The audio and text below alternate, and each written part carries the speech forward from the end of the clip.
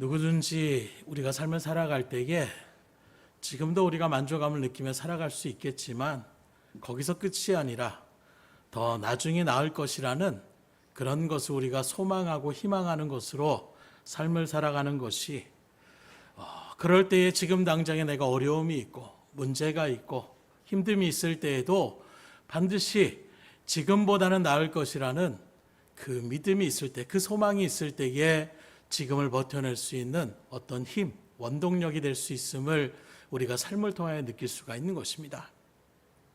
오늘 본문은 우리가 잘 아는 욥기에 대한 말씀을 우리에게 증거하고 있는데, 욥기라는 것 자체가 욥이라는 이름을 욥이라는 사람의 기록이라고 이야기할 수가 있는데, 오늘 7절에 바라보게 되면 내 시작은 미약하였으나 내 나중은 심히 창대하리라. 지금이 미약할지 모르지만 나중에는 그냥 창대하는 것도 아니라 심히 창대할 것이라고 약속하고 있는데, 이런 말씀의 은혜 가운데서 여러분들의 삶도 마찬가지로 더 나은, 더 창대케 되는 놀라운 은혜를 누릴 수 있기를 주님으로 축원합니다. 그래서 오늘 먼저 본문의 말씀을 상고하기 전에 배경을 잠깐 살펴보게 되면, 우리가 많이 알고 또 대부분 알고 계신 분들이 많이 계시지만, 이 욥이라는 사람은 아브라함과 같은 시대 가운데 있었던 사람으로 그렇게 추정됩니다. 그래서 BC 2000년경에 아라비아 광야에 인접한 동방의 우스 땅이라는 곳이 있는데, 그 땅 가운데 살았던 사람으로 그는 하나님을 경외하며 하나님 앞에 경건함을 늘 그 가운데에 삶을 살아가는, 그래서 하나님으로부터 의로운 사람이라고 인정받을 만한 사람이었고, 신앙적으로만 그렇게 인정받은 것이 아니라 그 우스 땅에서도 가장 큰 동방의 큰 부자였다라고 그렇게 이야기하고 있습니다. 한마디로 얘기하면 신앙적으로 또는 세상적으로도 성공한 사람들의 자리 가운데 있었던 사람이 바로 욥이라고 이야기할 수가 있는 것입니다. 그런 그에게 사단의 시험이 임하게 되는데, 먼저 어떤 일이 벌어지느냐, 그에게 아들 7과 딸 3이 있었는데 그들이 한 오누만가 같은 그런 집에서 식사를 하며 나갈 때에 갑자기 기둥이 다 무너져가지고 그 지붕이 무너짐을 통하여 한순간에 자녀들이 10명의 자녀가 그렇게 숨지게 됩니다. 거기서 끝이 아닙니다. 누구보다도 재산이 많았다고 하는 그 욥의 재산이 한순간에 도적대기에, 또 회오리 바람에 불이 내려와서 낙타나 소나 양이나 이 모든 것들이 한순간에 그에 있었던 재산들이 한순간에 사라지게 돼요. 거기서 끝이 아닙니다. 그의 몸까지도 이제 건강이 악화되어져서 악창이 온몸에 가득하게 되는데, 요즘 모기가 막 물리게 되면 가려움을 느끼는 그 정도의 가려움이 아니라, 이 악창이라는 것이 나면 아주 극심하게, 심지어는 계속 긁어가지고 피가 철철 흐르는 가운데서도 그 가려움을 참지 못해서 긁을 정도로, 그래서 표현하기에는 그가 손으로 긁는 것이 아니라 기아더미 같은 그런 일들 속에서 한마디로 기아를 들고 그 날카로운 곳으로 자기 몸을 그렇게 긁으며 나아가는 참담한 현실 가운데 놓여지게 되는 거예요. 이런 모습 가운데서 가장 어찌 보면 위로가 되고 힘이 되어야 될 동력자인 아내는 뭐라고 합니까? 그런 하나님 믿느니 차라리 하나님을 저주하고 죽어라. 이렇게 심한 말을 하고 욥을 떠나는 거예요. 거기서 한 발 더 나아가 그 욥을 위로하겠다고 찾아왔던 친구들이 오히려 처음에 위로하러 나왔던 그 말씀 속에서 결국에는 뭐라고 하느냐, 지금 네가 무슨 죄를 지었기 때문에, 대체 무슨 죄를 져서 한순간에 이렇게 하나님 앞에 징계를 받고 심판을 받느냐, 난 죄가 없다. 무슨 소리냐? 죄가 없는데 왜 하나님이 이렇게 하느냐? 네가 무슨 우리가 모르는 큰 죄를 졌으니까 이런 일을, 그 죄를 빨리 고백해라. 오히려 위로하러 온 사람들의 발걸음이 욥을 위로하기보다는 욥의 마음을 더 찢기게 하고 책망하며 나아가는 이런 일들로 지금 나아가게 되는 거예요. 한마디로 말해서 한순간에 모든 것을 잃어버리고 저것도 안 되고 이것도 안 되고 어쩔 수 없는, 뭐라고 내가 할 수 있는 것이 하나도 없는 그런 상황 가운데 지금 욥이 놓여지게 되는 것입니다. 만일 여러분들이 이 이야기 속에 있는 욥이라는 사람이 아니라 여러분들이 바로 이 자리 가운데 처한다면 어떻게 되겠어요? 한순간에 내가 가지고 있던 모든 것을 잃어버리고 믿었던 사람들에게 배반을 당하고 그 사람들이 와서 오히려 네가 뭘 잘못했으냐고 오히려 책망하고 비웃고 나아가는 이럴 일 가운데 섰을 때에 어떤 마음이 들겠습니까? 아마 10중 8구는 신세를 한탄하며 하나님 나한테 왜 그렇습니까? 원망하며 나아가는 것이 우리들의 모습일지 모르겠어요. 그러나 아는 것처럼 욥은 그런 하나님이라면 저주하고 죽어라 하는 그 아내의 말을 듣고 어떻게 그럴 수가 있느냐. 나의 이 모든 것을 주신 것도 하나님이시고 그걸 다 하나님께서 또 하나님의 것을 취하신다고 한들 하나님 왜 그렇습니까? 이렇게 내가 하나님을 어떻게 저주할 수가 있겠느냐.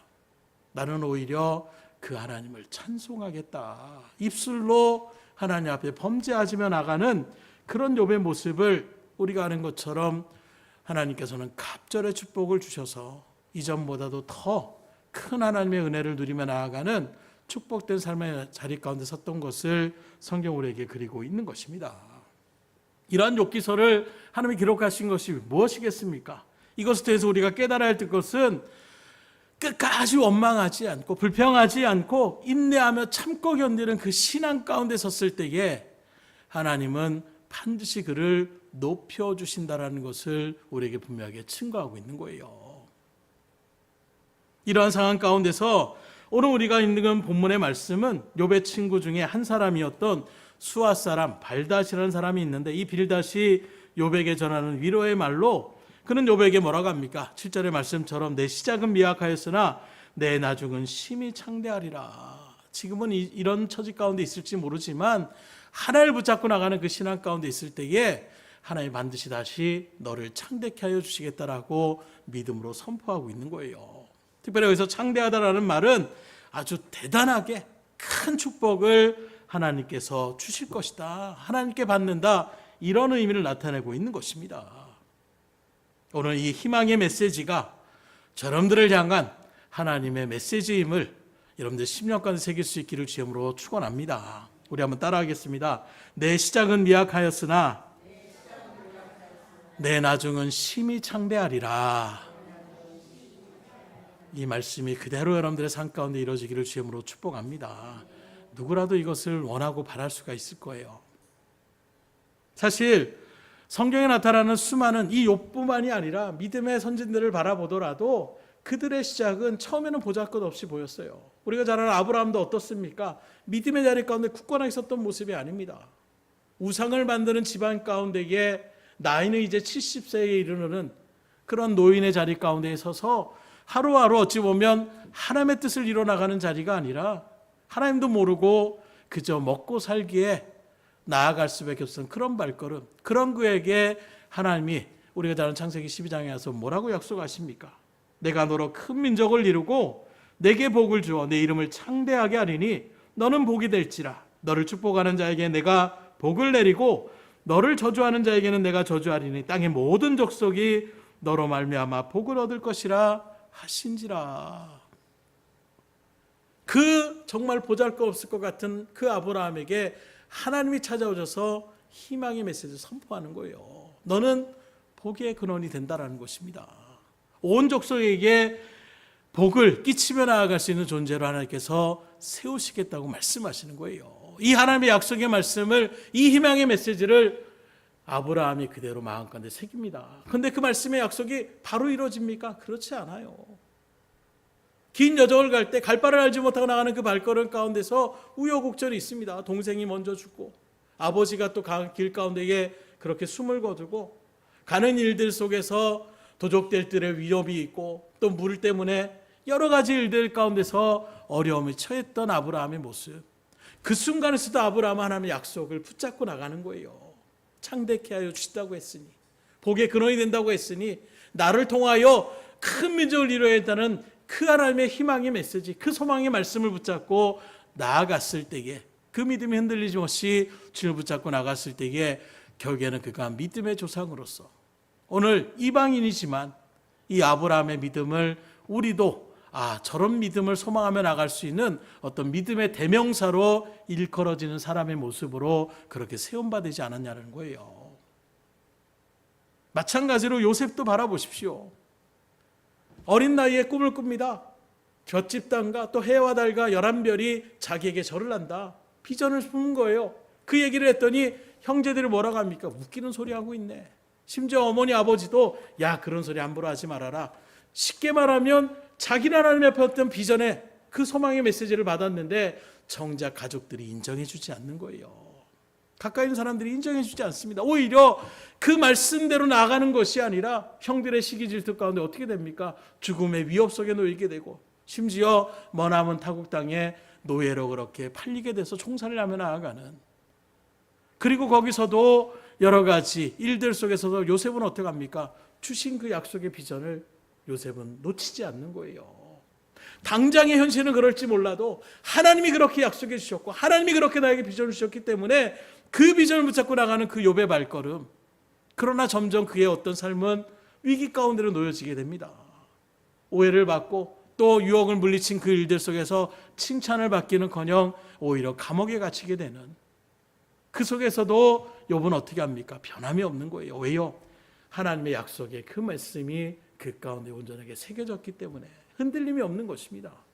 하나님 반드시 나를 하나님의 일들 가운데 쓰임받는 그런 사람으로 하나님이 세워주신다라는 이 말씀, 이 약속을 붙잡고 나아갔을 때에 우리가 아는 것처럼 한순간에 하나님께서 세워주시는 이런 놀라운 믿음의 역사들, 우리는 이런 말씀들을 모르는 게 아닌데도 당장 우리가 그 상황 가운데 처하면 욥처럼 아브라함처럼 다윗처럼 믿음의 자리를 지키지 못하고 있지 않느라는 거예요. 다시금 여러분들이 주셨던 하나님의 약속의 말씀을 끝까지 의심치 않고 붙잡고 나갈 수 있기를 주님으로 축원합니다. 가데스 바네아를 그 약속의 땅을 앞에 놓고 우리가 아는 것은 12명의 정탐꾼을 보내요. 그 가운데 10명의 정탐꾼이 부정적인 이야기를 합니다. 그들에게 하나님의 약속의 말씀은 온데간데 없어요. 의심 가운데 보여지는 자기의 어떤 그 모습에서 우린 가면 다 죽는다. 땅은 물론 기름지고 좋은 땅이지만 가면 죽는다. 그 말을 듣고 온 이스라엘 백성들이 통곡하며 하나님 앞에 원망하며 나아갑니다. 결국엔 어떻게 됩니까? 광야 가운데서 다 숨을 거둘 수밖에 없는, 그러나 그 가운데서도 약속의 말씀을 붙잡고 무슨 말이냐? 아무리 그들이 강할지라도 그들은 우리의 밥이다. 왜? 하나님이 그 땅을, 그 민족을 몰아내시고 우리를 그 땅 가운데로 인도하여 주시겠다고 약속하여 주셨기 때문에 그 약속의 말씀을 붙잡았던 여호수아와 갈렙만이 가나안 땅에 들어갈 수 있었던 놀라운 은혜를 또한 우리는 성경을 통해서 분명하게 깨달을 수 있는 거예요. 이런 말씀을 통해서 오늘날 민주주의는 다수결로 많이 갑니다. 그러나 진리는 다수결이 아니에요. 모든 사람들이, 아니 300만 명이 넘는 사람들과 2명의 사람들과의 이야기 가운데서 믿음 없이 얘기한다라고 해서 진리는 그 사람들 다수를 따라가지 않아요. 오늘 여러분들도 그 어떤 것이 아니라 약속의 하나님의 말씀을 온전히 붙잡고 나갈 수 있기를 주님으로 축원합니다. 그럴 때에 우리의 믿음은, 또 우리의 신앙은 그 신실하신 하나님이 배신하지 않으세요. 반드시 때가 되면 놀라운 기적의 역사의 주인공으로 주의 일들을 감당할 수 있는 믿음의 여건으로 하나님께서 사용하여 주시는 것입니다. 그런데 여기서 중요한 것이 있어요. 그 말은 무엇이냐? 끝이 창대하는 것을 우리는 바라고 있지만 그 창대하는 일들 가운데에 먼저 그 시작은 어떻다라고 말씀하고 있습니까? 시작은 미약할 수 있다라는 거예요. 우리는 그냥 확 뒤집어졌으면 좋겠어요.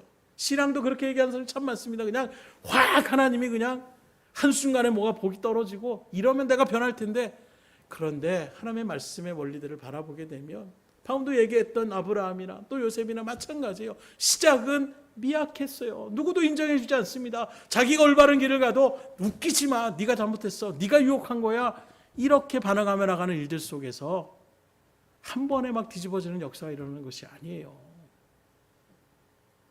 내 시작은 미약하였다고 얘기하고 있는 것입니다. 우리의 모든 일들을 바라보게 되면 작은 곳에서부터 우리가 차근차근 일어나갈 때에 큰 일을 일어나갈 수가 있는 거예요. 성경은 이러한 원리를 우리에게 참 많이 얘기하고 있습니다. 작은 것에 충성하였으니 이제는 내가 너에게 많은 것을 맡겨주시겠다. 이 세상에서도 마찬가지. 지금도 우리나라 대표팀 감독 때문에 막 이런저런 이야기들이 나오는데 그런 이야기 가운데 예전에 했던 말들을 또 회상하면서 나오는 말이 그 말이더라고요. 국가대표로 그렇게 월드컵을 나갔을 때에 내가 이제 많은 것을 배우고 느꼈습니다. 그랬을 때에 다른 사람들이 뭐라고 하느냐, 월드컵은 느끼려 나가는 것이 아니라 완성을 만들어 가지고 거기서 뭔가 성과를 거두는 자리가 돼야 된다. 연습은 다른 곳에서 해야 된다는 거예요. 월드컵에 출전하면 그 월드컵을 바라보며 최선을 다해서 여러 가지 전략들을 해야 되지, 이런 전략도 써보면 괜찮고, 요건 먹히고 요건 안 먹히네, 이런 것들을 그 큰 대회에서 이제한다라고 하면 누가 그 사람을, 그 감독을 갖다가 유능한 감독이라고 이야기할 수가 있겠어요. 한때 우리나라의 꿈은 이루어지다라고 했던 히든큐의 어떤 2002년도 누가 뭐라고 해도 자기의 어떤 그런 일들을 그대로 나아가 고집하며 나갔던 그 발걸음 가운데 나타나는, 물론 결과가 좋았기 때문에 그렇게 또 평가할 수 있겠지만 우리의 모습들도 마찬가지예요. 처음엔 여러 가지 일들이 있을 수 있어요. 그러나 실전에 들어가서 실전을 연습같이 하면 안 됩니다. 연습은 실전같이 해야 되는 거예요. 그래서 건물 하나를 우리가 큰 빌딩을 지을 때에도 갑자기 무슨 요술처럼 뚝딱 지어지는 게 아닙니다. 첫 번째는 어떻게 합니까? 종이 도면에 여러 가지 설계도를 그렇게 그려야 되는 거예요. 그리고 땅을 파고 기둥들을 세웁니다. 그리고 하나하나 벽을 세워가면서 한 층 한 층 높여가는 이런 일들의 모습, 결국에는 무엇입니까? 시작은 작은 것에부터 시작된다는 거예요. 축복의 길도 마찬가지입니다. 우리가 잘 아는 열왕기상 18장에 바라보게 되면 엘리야의 사건이 나와요. 하나님께서 이 엘리야를 통해서 이스라엘 백성들이 그 이스라엘 말을 듣지 않았을 때에 아합 왕 시대 가운데서 선포합니다. 이 땅 가운데 비가 멈출 것이다. 3년 6개월 동안 가뭄이 일어납니다. 그 가뭄 가운데서 그 가뭄이 어떻게 됩니까? 경제가 완전히 무너질 수밖에 없는 거예요. 고통입니다. 심지어 우리가 사르밧가보에 얘기하기처럼 그 마지막 그 밀가루와 그 기름으로 밀가루를 반죽해서 그것을 구워 나갈 수 있는, 그거 먹고 어떻게 한다는 말입니까? 아들하고 나는 죽으려고 합니다. 극한의 어떤 궁핍한 가운데 지금 나라의 위기 가운데 있는 거예요. 그때 이제 하나님께서 엘리야를 통하여 다시금 피를 이 땅 가운데서 내리려고 작정하십니다. 그래서 삶의 삶 가운데서 불의 놀라운 역사, 그리고 언덕에 올라가서 이제 기도를 하는 거예요. 그리고 하나님과 말합니다. 언덕에 가서 지금 뭐가 보이냐 봐라. 아무것도 없습니다. 그렇게 6번을 갖다가 이야기할 때 아무것도 없어요. 7번째 기도하고 가봐라 그랬더니 멀리에 손바닥만한 구름 하나가 보입니다. 그랬더니 엘리야가 어떻게 합니까? 빨리 왕이시여 궁전으로 가십시오. 비가 내릴 것입니다. 그 손바닥만한 구름 속에서 냈던 그 비가 3년 반 동안에 있었던 그 가뭄을 해결하며 나갈 수 있는 놀라운 기적의 역사가 일어날 수가 있다는 거예요.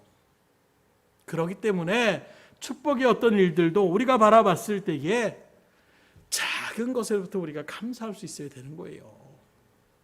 그렇다면 오늘 우리가 시작해야 될 것은 무엇이 시작해야 되겠습니까? 성경 우리에게 분명히 말합니다. 육신의 것을 쫓지 말고 영의 것을 쫓아야 된다고 말씀하고 있어요. 올 한 해에도 여러분들이 세웠던 여러 가지 계획들이 있을 거예요. 여러 가지 일들이 있을 거예요. 작게는 나의 건강을 지켜야지, 운동해야지, 또 크게는 직장에서 내가 어떻게 해야지, 승진해야지, 어떤 일들 가운데 내가 사업을 하면 그 사업을 잘 이뤄나가야지, 수많은 어떤 계획들을 세우셨을 것입니다. 그러나 말씀에 비춰보게 되면 그것보다도 더 중요한 것은 먼저 약속의 말씀을 여러분들이 읽어나가셔야 돼요. 하나님의 약속을 아는 것이 힘인 것입니다. 뭘 하나님이 나에게 약속해 주셨지? 뭘 하나님이 우리에게 약속해 주셨지? 그게 우리 가운데 하나님이 이렇게 약속해 주셨잖아요. 하나님 앞에 말할 수 있는 근거가 어디서 나와야 되느냐? 하나님, 내 생각에는요, 하나님께서 그거 받아주지 않습니다. 하나님 이렇게 말씀하시지 않았습니까? 했을 때 하나님은 그래, 그 말은 내가 했다. 그리고 네가 그렇게 한다면 내가 반드시 너에게 복을 주겠다. 그러기에 우리가 말씀을, 또 약속을 아는 것이 중요해요. 그래서 성경을 읽는 것은 하나님이 우리에게 주신 약속이 무엇인지를 읽어나가시는 거예요. 그냥 글만 쭉 이어나가는 것이 아니라 뭘 하나님이 우리에게 약속해 주셨는지를 아는 것이 힘인 것입니다. 또 그 약속을 붙잡고 기도하셔야 되는 거예요. 우리의 부르짖음에 하나님이 응답하시기 때문에.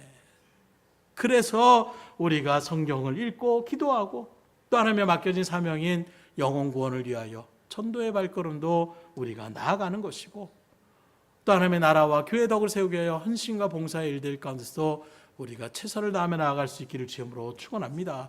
그러면 어떻게 합니까? 먹을 거 입을 거 찾는 거 하지 마라. 그건 이방인들이 찾는 것이고 하나님도 다 너희들의 필요를 안다. 너희는 먼저 그의 나라와 의를 구해라. 하나님의 뜻과 하나님께서 우리에게 바라시는 것을 우리가 구하고 그 일들을 행하며 나가면 그 나머지 것들 하나님이 채우신다고 약속하고 있는 거예요. 그러니 말씀 붙잡고 나갈 수 있기를 주님으로 축복합니다. 그렇다면 그렇게 시작은 미약했지만 이제 창대하는 놀라운 복을 누리며 나가려면 어떻게 해야 되느냐?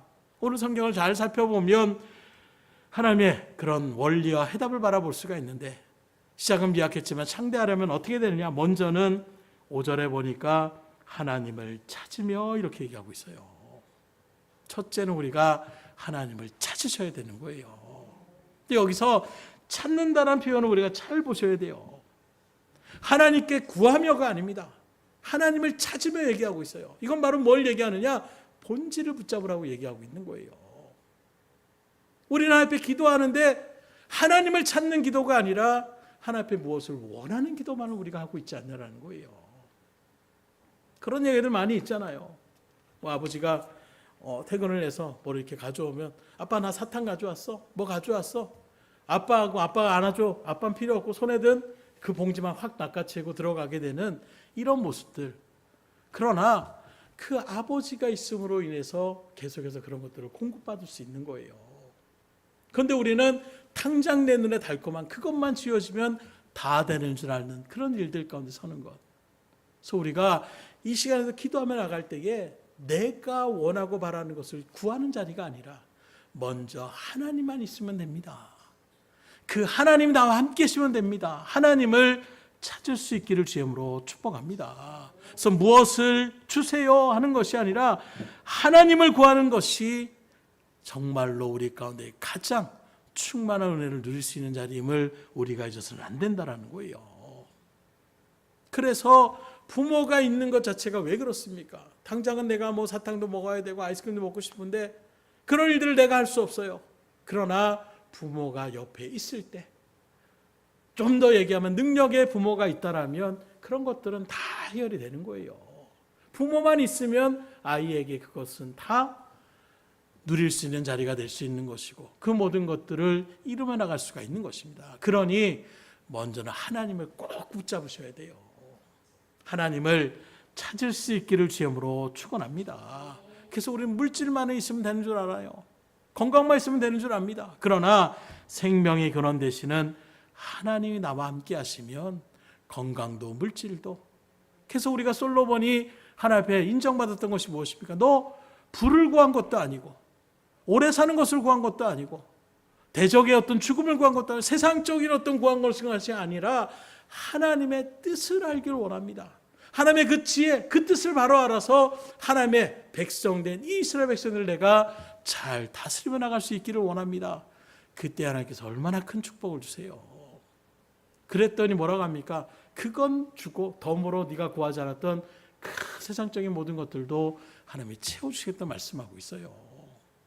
모르는 말씀이 아닌데 우린 자꾸 그걸 잃어버릴 때가 많지 않는가? 하나님 지금 나 요것만 있으면 됩니다. 그것만 있으면 되는 것이 아니라 전 하나님만 있으면 됩니다.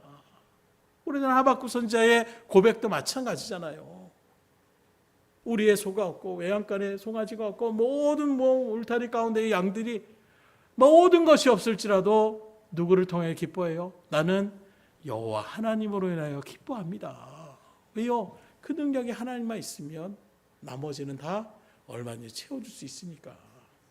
그래서 그런 이야기들도 세상에서도 그릴 때가 있잖아요. 아주 돈이 많은 그런 일들 가운데 왔는데 그걸 어기면 안 된다. 결국에는 그걸 호기심 가운데 그걸 했을 때에 이 집안에 있는 것 딱 하나만을 그럼 네가 가져가라. 그것만 허락하겠다. 내일 당장 그렇게 가져갈 것만 가져가고 떠나라 했을 때에 이 여자가 어떻게 합니까? 그 남자를 얻고 나갔을 때에 그 거대한 성, 그 다 누구 소유입니까? 그 주인만 붙잡고 있으면 되는 거예요. 세상에서도 지혜라는 것은 바로 이런 것임을 우리에게 얘기하고 있습니다. 돈을 막 자루에다 얼마든지 막 금덩이 하나 내 가져가야 된다니까 그걸 챙기는 것, 그것과 전부를 갖는 것은 다른 것이에요. 그것의 주인 되는 그 사람과 함께 있으면 되는 거예요. 마찬가지 우리의 신앙도 우리가 필요한 것들만 우리는 챙기면 되는 줄 알아요. 그러나 능하신 하나님이 나와 함께 하실 때에 그 모든 것들이 넉넉함으로 채워질 수 있음을 믿으시며 하나님을 먼저 찾을 수 있기를 주님으로 축원합니다. 그러면 창대케 되는 거예요. 아브라함도 하나님 붙잡고 나갔잖아요. 요셉도 하나님만 붙잡고 나갔잖아요. 오늘 욥도 하나님만 붙잡고 나갔더니 결국엔 하나님이 채워주시지 않습니까? 이 원리를 우리에게 분명하게 성경 말씀하고 있어요. 두 번째로 우리가 창대케 되려면 전능하신 하나님 앞에 기도하셔야 되는 거예요. 그래서 믿음의 성도는 기도 빼고는 말할 수가 없어요. 오늘 5절에 보니까 전능하신 이에게 간구하고 하나님 앞에 기도해야 된다는 거예요. 오늘 김사도 얘기했지만 우리가 믿는 하나님은 어떤 하나님이라고 지금 기록하고 있습니까? 오늘 말씀에 전능하신 하나님이라고 얘기하고 있어요. 모든 것을 할 수 있는 하나님이라고 얘기하고 있는 것입니다. 그러니 기도는 할 수 있는 일들 가운데 있는 사람한테 기도를 해야 누릴 수가 있는 거예요. 쉽게 말해서 우리가 시장 가서 콩나물 파는 그 아주머니에게 뭐 500원만 깎아주세요, 100원만 깎아주세요 할 수는 있어요. 그런데 그걸 깎아달라는 것이 아니라 저 직장이 필요한데 직장 좀 구해주세요. 콩나물 파는 아줌마가 그걸 해줄 수 있겠습니까? 콩나물 파면서 100원, 500원을 깎아줄 수 있어도 취직은 시켜주지 못하는 거예요. 취직은 어떤 회사를 경영하는 사장이 있을 때 그것을 할 수가 있는 거예요. 근데 그 사장한테 가서 나 나라의 장관이 되고 싶습니다 이야기한다라면 사장이 그 사람을 또 장관으로 세울 수 있습니까? 할 수 없어요. 왜요? 그건 그 사람의 능력 밖에 있는 일이기 때문에. 대통령은 장관을 그렇게 채용하며 나갈 수 있습니다. 그러나 그 대통령에게 나의 건강을 지켜달라고 얘기하면 대통령이 할 수 있습니까? 그건 못하는 거예요. 그건 의사한테 가야 되는 거예요. 의사가 병을 고칠 수 있지만 죽은 사람을 살릴 수는 없어요. 날 안 죽게 해주십시오. 이건 못합니다. 결국에는 뭘 말씀드리고자 하냐면 그 모든 것을 가능하게 하실 수 있는 분이 하나님 되시는 믿으시길 주임으로 축원합니다. 이런 하나님 우리가 믿으면서 정작 그 하나님을 내 믿음으로 인정하지 못하니까 아예 하나님 요건 못하시겠지. 아예 하나님 이거는 말이 안 되지. 하나님의 능력을 우리가 전능하시다라고 하는데 우리는 하나님의 능력을 제한하다 보니까 우리가 그 하나님의 은혜를 누리지 못한다면 이것만큼 안타까운 것이 어디 있겠어요. 바로 그 전능하신 하나님 앞에 기도하며 나가는 자리가 간구의 자리인 거예요. 그런데 오히려 세상은 어떻게 돌아갑니까? 새해만 되면 동해로 갑니다. 그리고 태양에게 소원을 빌어요. 그러면 아나운서가 또 가가지고 기자들이 어떻게 합니까? 올해 무슨 소원 또 태양한테 빌었습니까? 나 이런 가족 공동에서 빌었습니다. 아이고 그런 소원을 빌었군요. 뭔가 이것이 이게 말이 돼? 이런 말이 아니라 자연스럽게 그것이 그래 태양한테 저렇게 믿었으니까 올 한 해 저 가정은 건강하겠구나. 그냥 우리 속에 너무나 자연스럽게 그것을 받아들이고 있지 않냐라는 거예요. 추석 때가 되면 보름달이 이렇게 둥그렇게 뜨면 어젯밤에 게스트를 나고 무슨 소원 또 빌었습니까? 그때 난 이런 소원 빌었습니다. 아이고 잘 되길 바랍니다. 그런다고 해서 될 일이 아니잖아요. 너무나도 우린 자연스럽게 그런 것들을 받아들입니다. 저번에도 말씀드린 것처럼 돌탑에다가 소원을 빌며 나가는 건 얼마나 어리석은 거예요. 그와 상반되는 것처럼 오늘날에는 그런 일들을 잘 보지 못하지만 여전히 고사를 지내는 그런 이야기들이 많이 있더라고요. 영화를 제작하며 나가는 일은 빠짐없이 고사를 지내면서 그 돼지머리를 갖다가 거기에다 놓고선 콧구멍에다가 막 이렇게 귀에다 꽂아놓고 나아가는 뭘 해요? 영화 촬영하는 순간에 아무 사고 나지 않도록. 그런데 그 돼지머리가 뭘 할 수 있겠어요? 그래서 성경은 말합니다. 미련하다. 아니 돼지머리가 여러분들에게 힘을 줄 수 있어요? 아니면 내가 그 돼지머리를 갖다 집어던질 수 있어요? 그 돼지머리한테 내가 빌고 있는 나보다도 더 못한 존재한테 그걸 빈다라는 것 자체가 이것이 얼마나 어리석냐라고 우리에게 성경은 말씀하고 있는 것입니다. 수많은 우리들이 하지 못할 존재에게 빌지 마시고 하지 못하는 존재에게 기도하지 마시고 우리의 기도의 대상은 하나님밖에 안 계신 거예요. 왜요? 하나님은 전능하시기 때문에. 그런 이 시간에도 그 전능하신 하나님을 믿음으로 확증하시고 여러분들의 기도를 간구하며 나갈 수 있기를 주님으로 축원합니다. 의심치 않는 기도는 하나님께서 이루게 하여 주신다고 말씀하고 있잖아요. 특별히 약속의 말씀을 붙잡고 기도하세요. 하나님 반드시 이루게 하여 주십니다. 세 번째로 하나님의 일들 가운데 창대하게 되면 어떻게 되느냐? 6절에 보니까 상반절에 또 청결하고 이렇게 얘기하고 있어요. 청결한 삶을 살아면 하나님이 창대케 해주신다고 말씀하고 있습니다. 청결의 의미는 바로 무엇이냐? 순수하고 깨끗하다는 것을 의미하고 있어요. 그 믿음의 자리에서 죄악과 부정한 것이 섞인 혼합물이 아니라 순수하게 하나님의 약속의 말씀, 하나님만을 붙잡고 나아가는 믿음의 자세를 이야기하고 있는 것입니다. 그렇게 순결한 자가 하나님을 볼 것이라고 또 우리가 마태복음 5장에 분명하게 기록하고 있지 않습니까? 우리 하나님께서는 거짓이 없고 순전한 사람들을 축복해 주세요. 그와 반대로 우상 숭배, 탐심, 교만, 세상의 것들이 가득한 우리의 죄성 가운데 하나님은 역사하시지 않습니다. 그러기에 이 시간에도 여러분들의 마음을 비울 수 있기를 주님으로 축원합니다. 바울은 이 원리를 알아서 이제까지 내가 원했던 세상의 모든 것들을 나는 배설물로 여긴다. 왜요? 그게 있음으로 해서 하나님의 놀라운 복을 내가 누려야 되는데 그 더러운 것이 가득하니까 하나님의 복을 정도 누리지 못하니 이것부터 내가 버려야 되겠다라는 거예요. 이게 내 가운데 있어도 그만 없어도 그만이 아니라 이게 있으면 하나님의 놀라운 복을 받지 못하니까 이건 배설물과 같다라고 바울은 고백하고 있는 거예요. 이 더러운 것을 버려야 순결해야 하나님의 복을 누릴 수 있기에 하나님의 능력의 일들을 감당할 수 있기에 바울과 같은 그 믿음의 고백처럼 이 시간에 여러분들의 마음에 하나님의 순전한 것을 바라는 신령한 것을 사모하며 영적인 것을 간절한 마음으로 구하셔서 하나님의 놀라운 복과 은혜를 누리며 나아갈 수 있기를 주님으로 축원합니다. 그와 비슷한 맥락으로 6절에 계속해서 보니까 정직하면 이렇게 얘기하고 있어요. 그래서 믿음의 사람은 정직하게 사셔야 돼요. 그래서 정직이라는 것은 올바른 것으로 좌로나 우로나 치우치지 않고 하나님의 말씀의 법대로 따라서 살아가는 올바른 삶이라고 표현할 수가 있는 것입니다. 즉 하나님 앞에서 정직하고 거짓되지 않고 바르고 진실함을 사는 사람에게 하나님은 창대케 하여 주신다라고 약속하고 있는 거예요. 비슷한 면으로 신명기 6장 18절 19절에 보면 이렇게 말씀합니다. 여호와의 보시기에 정직하고 선량한 일을 행하라. 그리하면 내가 복을 얻고 정직하게 하면 뭘 준다고요? 복을 준다라고 말씀하시잖아요. 그래서 이런 말씀들을 아셔야 된다라는 거예요. 정직하게 살면 하나님 복 주신다고 했잖아요. 세상은 정직하게 하면 손해봅니다. 정직하며 살면 살수록 사업 못합니다. 사람들이 무시당합니다. 나를 갖다가 호구로 생각합니다. 이게 세상의 원리지만 하나님 정직하게 행하면 하나님 복을 준다고 했으니 저는 세상적인 그런 일들 가운데 서더라도 정직하게 살아가겠습니다. 하나님 복 주시옵소서. 하나님 복을 주시는 거예요. 그런데 세상적으로 내가 할 수 있는 이렇게 꾀를 쓰고 저렇게 편법을 쓰고 나갈 것 같고 다 해놓고선 하나님 복 주세요. 너 정직하게 행하지 않았잖아. 복을 줄 수가 없는 거예요. 왜요? 하나님은 말씀하신 그대로 행하시는 분이기 때문에. 우리의 죄를 눈 감아 주신 것이 아니에요. 우리의 죄를 담당할 예수님이 대신 십자가에 비참하게 그 죄의 싹을 담당하셨기 때문에 우리가 용서를 받은 겁니다. 이게 바로 하나님의 공의의 하나님을 나타내고 있는 거예요. 그냥 모른 척하고 쓱 넘어가면 되지. 저는 자녀들 할 때 귀찮으면 그냥 모른 척 해야지.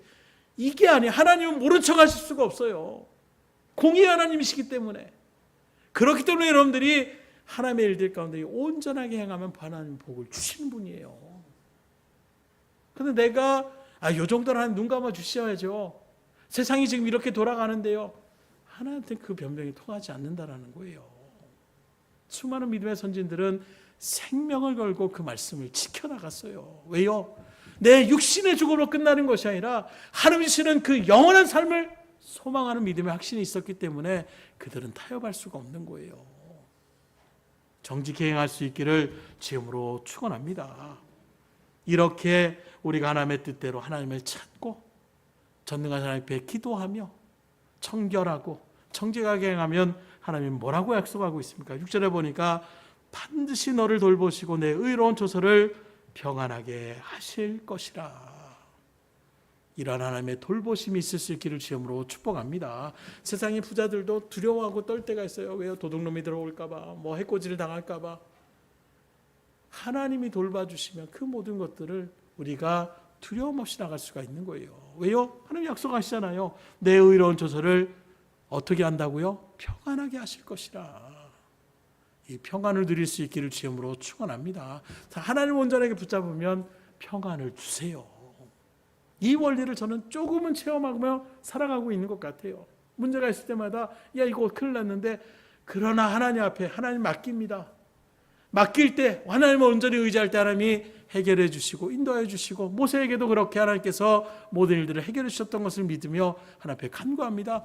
마음에 여유가 생길 때가 있어요. 그리고 하나님은 그렇게 하나님을 온전하게 맡기며 나갈 때에 하나님께서 간섭하시고 해결해 주십니다. 믿지 못하시는 것 같아요. 맡겨보세요. 그래서 제가 몇 번 저의 간증을 얘기하는 일들도 죽었다 생각하고 맡기니까 되더라고요. 그냥 겉으로만 에휴 속으로는 욕하면서 이게 아니라 그냥 죽었다 생각하자. 그냥 하나님 그렇게 하니까 해야지. 이 마음으로 나가니까 하나님께서 해결해 주시더라고요. 그 믿음을 하나님께서 보기 원하시는 거예요. 주변 상황이 어떻건 사람들이 뭐라고 하건 그거 중요하지 않습니다. 주님의 옷자락만 잡으면 내가 나을 것 같으면 그 옷 믿음으로 나아가는 그 믿음을 하나님께서 칭찬해 주시는 거예요. 인정해 주시는 것입니다. 여러분들의 신앙이, 여러분들의 믿음의 발걸음이 그렇게 될 수 있기를 주님으로 축원합니다. 근데 저도 그럴 때가 있어요. 이거 한다고 하나 들어주실까? 이 의심이 들어오면 힘들어져요. 그냥 무조건 탁 하나님이 하신다라는 것을, 그래서 약속의 말씀을 붙잡고 기도하는 것이 그만큼 중요해요. 말씀을 붙잡고 나가지 않고 내 생각으로 하나님 그래도 나를 사랑하시니까 이렇게 해주시겠지. 그러면 근데 하나님 내가 이렇게 잘못했는데 그것도 사랑해 주실까? 이런 마음으로 들어가면 내 마음이 흔들리기 시작하는 거예요. 그럴 때 약속의 말씀을 붙잡고 나가는 것입니다. 하나님, 저 하나님만을 의지하며 나갑니다. 하나님의 문제를 해결해 주신다고 약속했으니 하나님 붙잡고 나아갑니다. 온전하게 맡기시라는 거예요. 그래서 99.9%를 맡기는 게 아니라 100%를 맡기를 원하세요. 근데 이 100% 맡기는 게 쉽지 않더라고요. 그래서 우리가 기도하는 거예요. 누구에게 기도하느냐? 성령의 은혜를 주시옵소서. 성령의 은혜 가운데 믿음을 주시면 100% 우리가 주님 앞에 신실하고 나갈 수가 있더라고요. 그런데 그냥 내 생각으로 나아가게 되면 자꾸 몇 %가 모자라. 하나님이 만약에 안 들어주시면 어떡하지?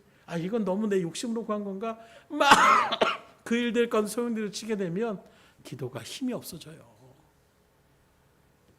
오늘 이 놀라운 복을 누릴 수 있기를 주님으로 축원합니다. 말씀을 드립니다. 7절의 말씀에 내 시작은 미약하였으나 내 나중은 심히 창대하리라. 아마 이 말씀 다 여러분들의 삶 가운데 누리고 싶으실 거예요. 그런데 이런 일들 가운데 우리가 복을 누리려면 오늘 여러 가지 일들의 모습을 나타냈지만 가장 중요한 단어 가운데 하나가 있는데 그게 바로 무엇이냐? 5절의 말씀입니다. 5절에 뭐라고 시작합니까?